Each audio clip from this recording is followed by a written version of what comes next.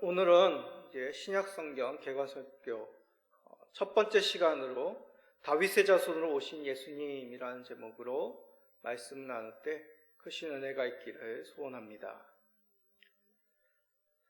우리가 살고 있는 이 행성, 지구는 아주 특별한 별입니다. 인류가 가진 기술로 우주 구석구석을 관찰한 바에 의하면 지금까지 기술로는 지구와 같은 조건, 지구와 같은 생명체가 살 수 있는 환경을 가진 별은 아직 발견하지 못했습니다. 이 뜻은 지구는 생명의 별이라는 의미죠. 그런데 저는 생명체의 유무가 아닌 특별한 관점에서 지구를 언급하고 싶습니다. 지구는 다름 아니라 종교의 별입니다. 우리는 얼핏 생각하기에 무종교, 종교를 가지지 않는 사람들이 가장 많을 것이라고 생각을 합니다. 그러나 그렇지 않습니다. 미국 싱크탱크 리서치 기관 퓨 리서치 센터라는 곳이 있는데 그곳에서 발표한 2020년도 기준으로 세계의 종교 추정치에 의하면 무종교는 11억 9천 명으로 3위였습니다. 2위는 19억 명인 이슬람교였습니다. 힌두교는 11억 6천만 명으로 4위였습니다. 불교는 5억 명입니다. 5위로. 민속신앙은 4억 2천만 명으로 6위였습니다. 그럼 1위는 어떤 종교겠습니까?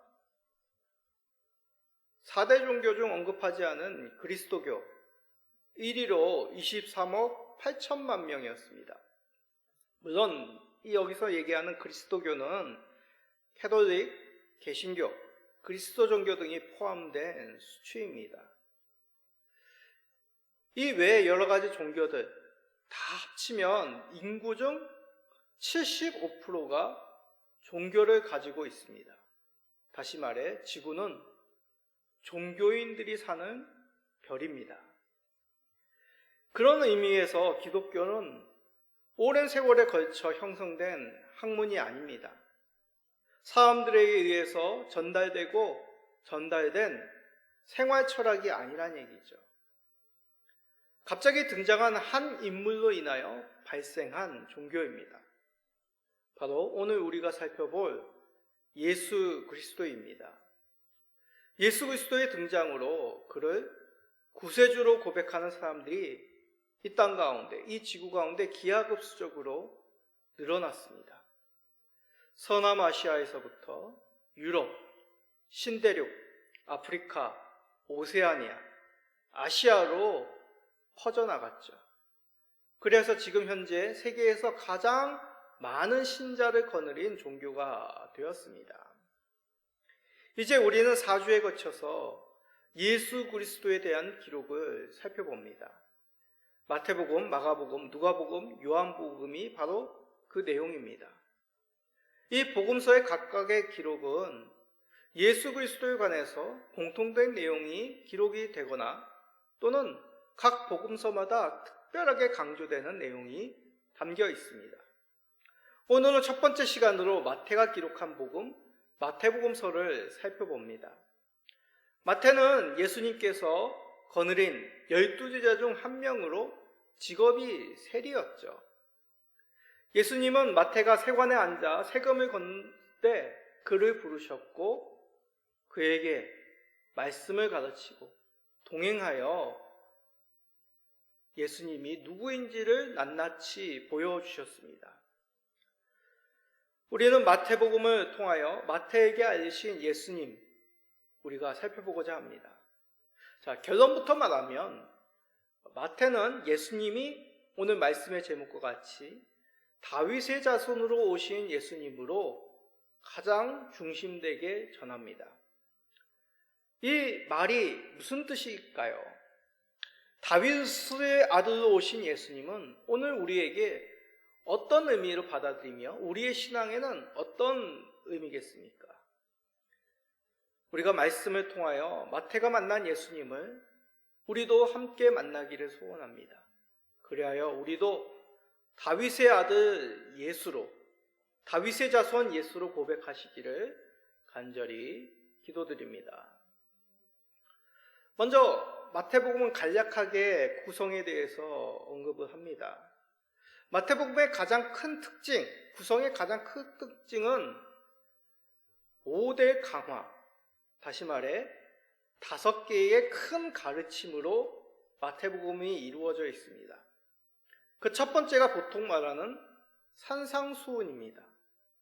두 번째가 제자를 파송하시면서 하신 강화, 가르침입니다. 세 번째가 많이들 알고 있는 말씀이죠. 천국 비유 강화입니다. 네 번째가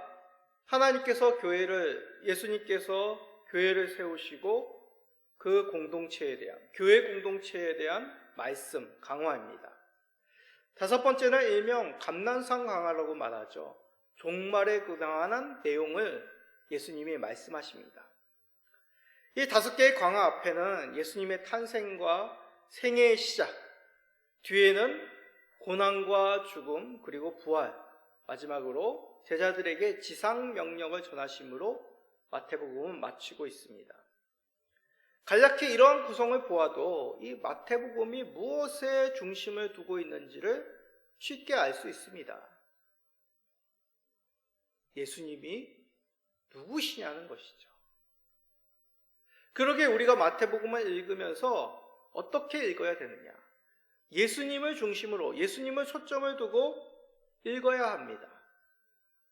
예수님께 초점을 두고 읽으면 예수님은 이 유대인들, 유대교 가운데 새로운 진리, 새로운 일을 이루신 분임을 알게 됩니다.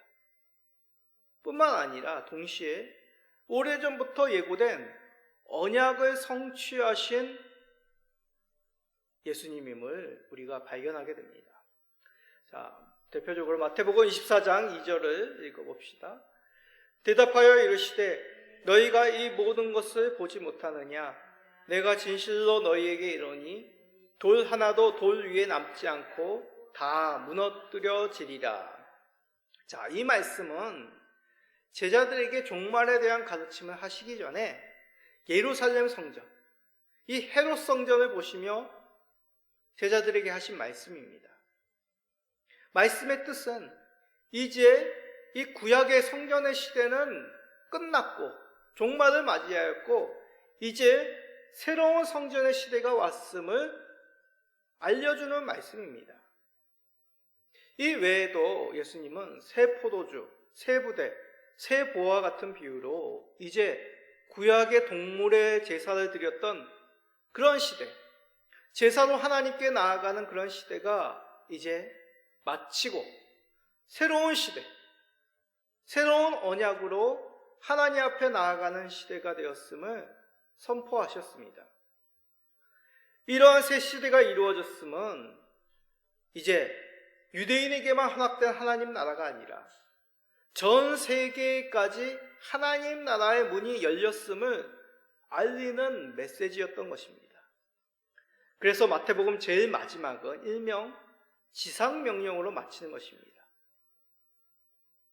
더 이상 구약의 제사가 아닌 완전한 한 희생의 제사, 많은 사람을 위한 완전한 의인의 죽음으로 말미암아 하나님께로 가는 새 길이 열렸음을 나타내신 것이죠.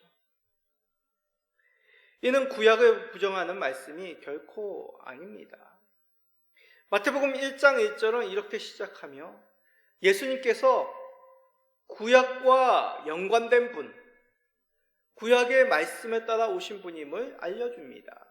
자, 마태복음 1장 1절 읽어봅시다.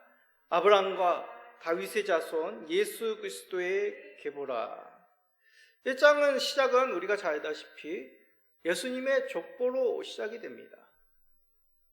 이 마태복음의 특별한 이런 구성은 다른 복음서보다도 이 마태복음이 구약과 깊이 연관되어 있음을 알려주는 것입니다.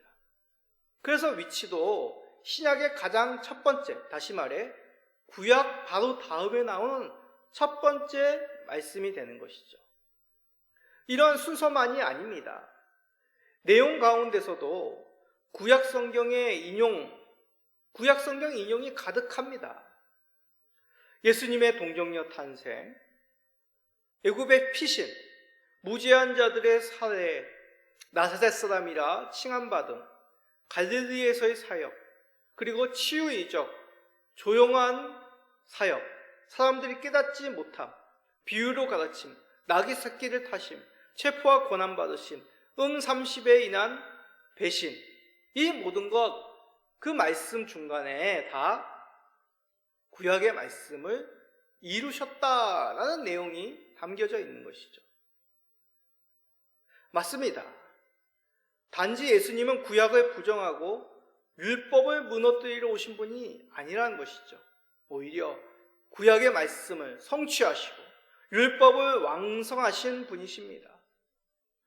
구약의 말씀을 바르게 해석하시어서 가르치시고 이것을 온전히 나타내신 것이죠. 그 당시에 바리새인들이 알려줬던 그저 문자적인 이해, 가식적인 이해를 물리치고 바른 구약의 말씀, 더 나아가 말씀의 성취자로서 자신 스스로가 나타내셨다는 것입니다. 광야에서 이스라엘은 40년 동안 방황하였습니다. 그들은 약속의 땅에 들어갔지만 여전히 하나님의 말씀에 순종치 않는 거역한 백성들로 살았습니다. 그러나 예수님은 어떠셨습니까? 40일 금식 후 사탄의 시험을 물리치시고 철저히 하나님의 뜻에 따라 순종하는 하나님의 아들로 사셨습니다. 이렇듯 우리 예수님은 예언의 성취자로 오셨습니다. 예언의 성취자로서 새 언약을 가르치시고 직접 그의 사역 가운데, 그의 삶 가운데 이것을 나타내신 우리 예수님이시죠. 이러한 마태를 통한 기록, 우리는 그 말씀을 읽을 때 예수님을 어떻게 섬겨야 되겠습니까? 혹시 구약을 구습으로 치부하여 종교적 혁명을 일으킨 인류애를 완성한 위대한 종교 개혁자로 알고 계시지는 않습니까? 그리하여 예수님을 스승 삼아서 평등과 박애를 이루는 것을 최고의 가치로 여기고 계시지는 않습니까? 이것은 그저 예수님을 우리 인간적인 가치로 묶어두는 것에 불과합니다. 우리 예수님은 구약의 말씀에 따라 오시고 그 예언의 성취자로서 오셨습니다. 철저히 하나님의 뜻에 순종하시어 하나님의 아들로 나타내신 것이죠. 우리는 이러한 기록 앞에 예수님을 하나님의 아들로 고백하여야 되겠습니다. 그를 통해 하나님께 참되게 순종하는, 하나님께로 나아가는 하나님의 자녀의 삶을 사시는 우리 모든 성도님 되시기를 간절히 간구드립니다. 예수님의 이러한 하나님의 아들로 오심, 하나님께로 가는 산길이 되신 이것을 잘 이해하시겠습니까? 이해는 되지만 이것은 단지 예수님의 삶의 모습이 아닌가, 우리도 예수님과 같이 살면 되는 것 아닌가, 이렇게 여기기 쉽습니다. 구약의 말씀을 우리도 예수님을 통하여 바르게 알고 그대로 살면 되는 것 아닌가. 예수님을 특별한 어떤 무엇인가 강조하기 위해서 이 내용은 무엇인가 부족해 보입니다. 그래서 마태를 통해 예수님은 다윗의 자손으로 오셨음을 다른 복음서보다 특별하게 강조하고 있는 것입니다. 자, 1장 1절 그 첫 시장은 하나님과 언약을 맺은 아브라함, 그리고 이스라엘의 왕 중의 왕인 다윗 왕으로 시작합니다. 믿음의 조상 아브라함, 위대한 왕 다윗이죠. 근데 이들만이 아닙니다. 변화산에서 예수님과 함께 거하였던 율법의 기록자 모세, 그리고 선지자 중에 선지자인 엘리야, 그와 함께 우리 예수님이 변화산에 계셨죠. 이렇듯 마태복음은 구약의 여러 믿음의 위인들과 예수님을 비교하고 있습니다. 그리하여 예수님의 더 특별함을 나타내는 것이죠. 구약의 인물말이 아닙니다. 예수님은 사역 가운데, 대화 가운데 예수님의 특별함을 나타내셨습니다. 병자들이 예수님을 부를 때 어떻게 불렀습니까? 다윗의 자손 예수여, 이렇게 불렀습니다. 예수님께서 이제 고난받으시기 위하여 예루살렘 성에 입성할 때 사람들은 예수님을 맞이하며 호산나 다윗의 자손이여, 이렇게 불렀습니다. 그리고 오늘 읽은 본문 바리새인들과의 대화에서도 예수님은 자신이 누구인지를 숨기지 않으셨습니다. 자, 오늘 읽은 본문 42절을 한번 읽어봅시다. 너희는 그리스도에 대하여 어떻게 생각하느냐? 누구의 자손이냐? 대답하되 다윗의 자손이니이다. 자, 이러한 예수님의 질문에 바리새인들의 대답은 틀리지 않았습니다. 그리스도는 다윗의 자손이다. 그러나 이어서 예수님의 다음의 질문, 왜 다윗이 자기의 자손인 그리스도에게 나의 주라고 칭하였느냐라는 이런 질문에 바리새인들은 대답을 하지 못하였습니다. 바리새인들에게 있어서 다윗의 자손인 그리스도가 어떤 분인지 그들은 깨닫지 못한 것이죠. 이에 대해서 예수님은 그리스도가 어떠한 분인지를 밝히시고 계시는 것입니다. 그리스도는 사람의 아들로 오시지만 다윗에게도 경배받으시는 크신 분이라는 것을 알려주는 것이죠. 오히려 병자들은 이를 믿고 예수님께 나와 절하며 그를 의지하고 믿었습니다. 그리하여 고침을 받고 하나님 앞에, 예수님 앞에 경배한 것이죠. 오히려 바리새인들은 그리스도를 알지 못하여 경배하지 못한 것입니다. 그러기에 다윗의 자손이란 그냥 다윗의 계보로 온 한 사람을 지칭하는 것이 아닙니다. 구약의 백성들이 오래오래 기다렸던 하나님께 기름 부음 받은 왕 중의 왕이라는 의미죠. 이를 다르게 말하면 메시아, 그리스도입니다. 앞에서 아브라함, 모세, 엘리야 이들과 그리스도를 비교하지 않았습니까? 아브라함을 통해 예언된 그의 씨로 말미암아 천하 만민이 복을 얻게 하였다는 그의 씨가 바로 그리스도 예수님이었던 것이죠. 율법과 선지자보다도 크신 예수님이 바로 메시아임을, 그리스도임을, 다윗의 자손임을 알려주는 말씀입니다. 이러한 사실은 베드로의 고백을 통하여 정점에 이르게 됩니다. 자, 마태복음 16장 16절 유명한 말씀이죠. 자, 읽어봅시다. 시몬 베드로가 대답하여 이르되 주는 그리스도시요 살아계신 하나님의 아들이니이다. 이 베드로의 고백은 베드로 자신의 고백이라기보다 하나님께서 이를 알려주시고 고백해 하신 것이죠. 이 고백 바로 뒤에 베드로의 실수, 베드로의 잘못을 통하여 우리는 이 사실을 알게 됩니다. 베드로는 예수님의 고난받으심을 선포할 때, 알려주었을 때 그렇게 이루어지지 않기를 구하다가 예수님께 꾸중을 듣습니다. 이렇듯 하나님께서는 베드로를 사용하여 예수님이 그리스도임을 알려주신 것입니다. 예수님은 자신이 다윗의 자손으로 메시아임을 알려주시고 맡은 사역 속에서도 이것을 충실히 나타내신 것입니다. 우리는 이 사실을 잊지 말아야 됩니다.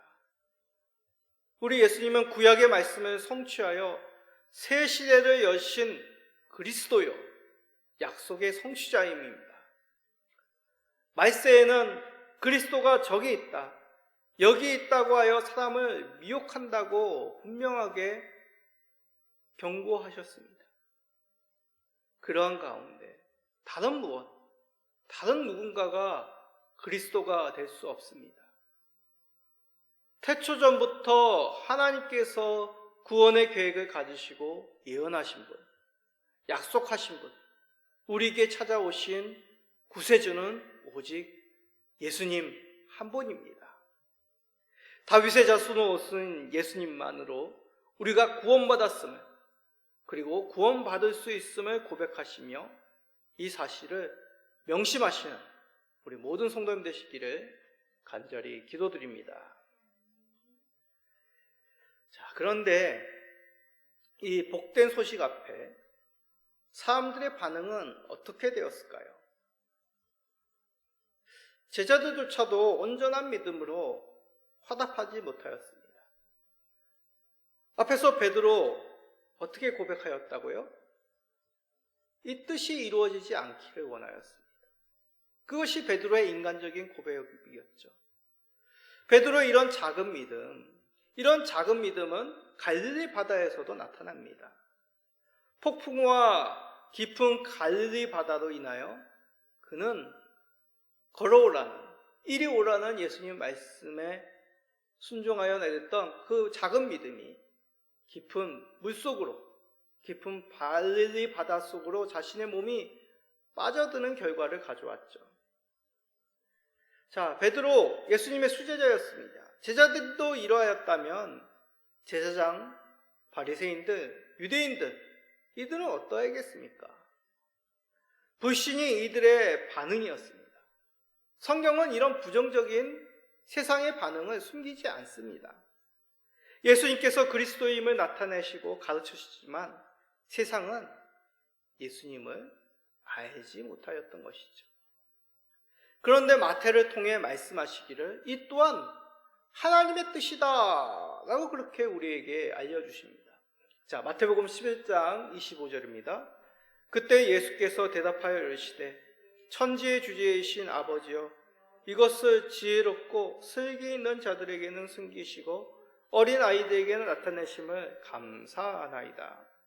왜 하나님은 세상의 지혜롭고 슬기 있는 자들에게 그리스도를 숨기셨을까요? 오히려 어린 아이들과 같은 그런 볼품없는 자들에게 예수님이 그리스도임을 나타내신 것일까요? 이 뜻은 후자, 볼품없는 자들이 예수님을 알아보는, 그리스도로 고백하는 그 모습 속에서 해답을 찾을 수 있습니다. 예수님을 온전히 그리스도로 믿는 사람들, 이들은 이방인들, 여인들, 이렇듯 소외되고 유대인들 입장에서는 볼품없는 자들이었습니다. 이들은 하나님 나라에 합당치 않은 그러한 사람들이었으나 그들은 예수를 그리스도로 고백하며 경배하였죠. 이들의 믿음을 봅시다. 마태복음 8장 6절입니다. 백부장이 대답하여 이르되 주여, 내 집에 들어오심을 나는 감당하지 못하겠사오니 다만 말씀으로만 하옵소서. 그러면 내 하인이 낫겠사옵나이다. 이들은 예수님이 자신의 필요, 즉 구원을 주실 분임을 확신하였습니다. 이 백부장의 고백과 같이 예수님의 그 절대적인 능력으로 구원받을 수 있음을, 예수 그리스도만으로 온전케 될 수 있음을 고백하였습니다. 이들의 믿음 속에서 왜 하나님께서 지혜로운 자들에게 그리스도를 숨기시고 어린아이 같은 자들에게 나타내신지를 깨닫게 됩니다. 다름 아니라 구원은 사람에게, 혈통에게, 사람의 공로로 이루어지는 것이 아님을 나타내죠. 철저히 예수 그리스도께 있음을 보여주십니다. 만약 사람에게 있었다면 저와 여러분 여전히 외인입니다. 그리스도를 알지 못하고 우리의 죄로 멸망받을 자들이었죠. 예수님께서 친히 구세주로 오시고 우리를 위해 낮아지시고 고난받으시고 죽기까지 순종하심으로 말미암아 우리와 같은 어린아이들, 소외된 자들, 죄인들이 구원받을 수가 있습니다. 마태복음은 동방박사들과 부활 후 무덤에서 여인들의 고백을 통하여, 그리고 예수님의 죽음을 목격한 후에도 도망한 이 제자들의 그들에게까지 찾아와 주심으로 이 사실을 보여주셨죠. 이들은 하나같이 예수님께 무릎 꿇고 경배하였습니다.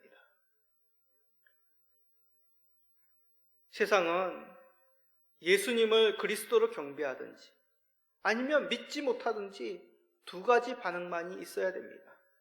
예수님에 대해서 무관심해서도 안 되고 다른 무엇으로 예수님과 바꿀 수도 없습니다. 그러면 성도님들은 어떤 선택을 하시겠습니까?